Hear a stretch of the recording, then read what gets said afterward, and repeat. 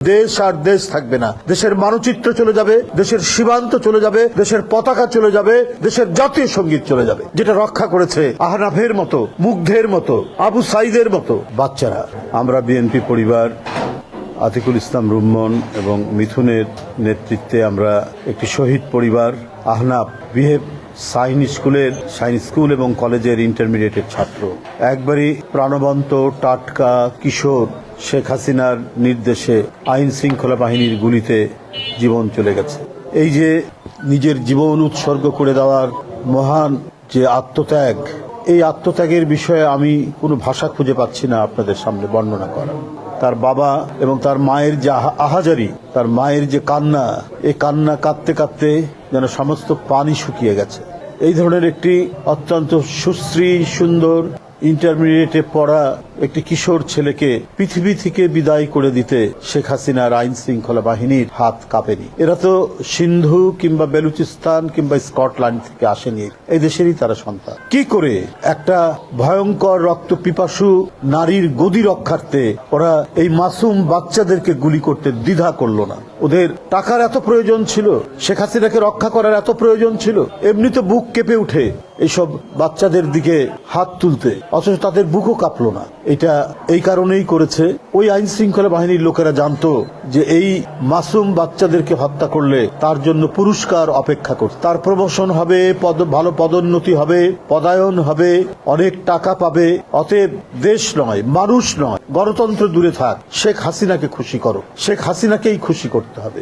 এই ব্রত নিয়ে তারা এই নিষ্ঠুর রক্তাক্ত পন্থা অবলম্বন করেছে। দেশের স্কুল কলেজের এই মাসুম বাচ্চাদেরকে হত্যা করতে তারা দ্বিধা করে। আপনারা জানেন, গতকাল হিউম্যান রাইটস ওয়াচ, মার্কিন যুক্তরাষ্ট্রের একটি মানবাধিকার সংস্থা, অধিকার গ্রুপ, তারা বলেছে প্রতিটি ক্রসফায়ার, প্রতিটি গুম, প্রতিটি হত্যার সাথে শেখ হাসিনার নির্দেশ, শেখ হাসিনার আদেশেই এই গুম এবং হত্যা হয়েছে।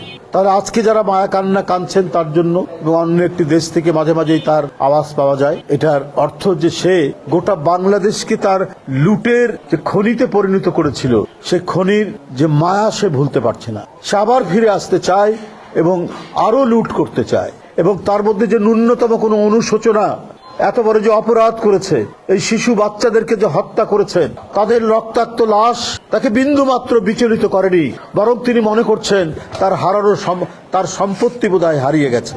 এই দেশের এই সমস্ত সন্তানদেরকে যে তার নির্দেশে তার পেটুয়া বাহিনী গুলি করে হত্যা করেছে, এই নিয়ে তার বিন্দু মাত্র কোনো অনুশোচনা নাই, বরং এই দেশটিকে দখল করার আবারও নানা কায়দায়, নানা ষড়যন্ত্র, নানা চক্রান্তে তিনি মেতে উঠেছে। অথচ আমরা কি নির্বিকার থাকব? যারা গণতন্ত্রের জন্য আন্দোলন করেছি, যারা গণতন্ত্রের জন্য দিনের পর দিন, মাসের পর মাস কারাগারে থেকেছি, আমাদের নির্বিকার থাকতে চলবে না। ওদের যদি পুনরুজ্জীবন ঘটে, তাহলে বুঝবেন দেশ আর দেশ থাকবে না, দেশের মানচিত্র চলে যাবে, দেশের সীমান্ত চলে যাবে, দেশের পতাকা চলে যাবে, দেশের জাতীয় সঙ্গীত চলে যাবে, যেটা রক্ষা করেছে আহনাফের মতো, মুগ্ধের মতো, আবু সাইদের মতো বাচ্চারা। সুতরাং আমি দৃঢ়ভাবে বিশ্বাস করি, আমাদের এই স্বাধীনতা, আমাদের এই সার্বভৌমত্ব আর কেউ বিকোতে পারবে না। সেই জন্য গণতান্ত্রিক শক্তির ঐক্য দরকার। গণতান্ত্রিক শক্তিকে ঐক্যবদ্ধ হয়েই এই পরাজিত শক্তি, দেশ বিকিয়ে দেওয়া শক্তি, নিজের সন্তানকে হত্যা করে তার রক্ত পান করে ক্ষমতায় থাকার এই শক্তিকে পরাভূত করতে হবে।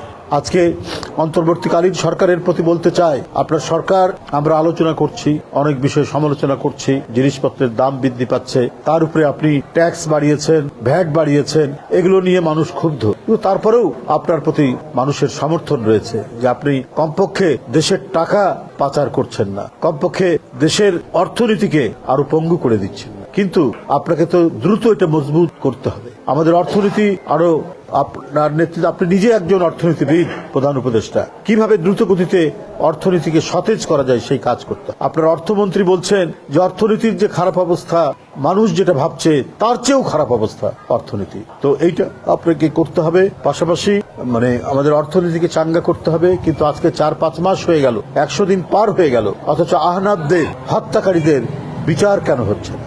তাহলে আপনার পুলিশ প্রশাসন, আপনার আইন আদালত কিভাবে কাজ করছে? এই প্রত্যক্ষভাবে শটগানের গুলিতে, রাইফেলের গুলিতে এত শিশু বাচ্চাদের জীবন যারা কেড়ে নিয়েছে, তাদের বিচারে কেন এত গড়িমসি, কেন এত দ্বিধা? সবার আগে স্পেশাল ট্রাইব্যুনালে এদেরকে গ্রেপ্তার করে আইনি প্রক্রিয়ার মধ্যে দ্রুততর সময়ে এদের শাস্তি বিধান করলে আজকে আহনাফের মা, আহনাফের পিতার বুকটা হয়তো কিছুটা শান্ত হতো। আমি অন্তর্বর্তীকালীন সরকারের কাছে বলতে চাই যে রক্তস্রোতের উপর আপনাদের চেয়ারটি আপনারা পেয়েছেন, সেই রক্তস্রোতকে আপনারা অপমান করবেন না। আহনাফরা আজকে পৃথিবী থেকে চলে গেছে, কিন্তু ওরা যাতে গৌরবান্বিত বোধ করে তাদের আত্মা, সেই কাজ করবেন তাদের হত্যাকারীর বিচার নিশ্চিতকরণের মধ্যে দিয়ে।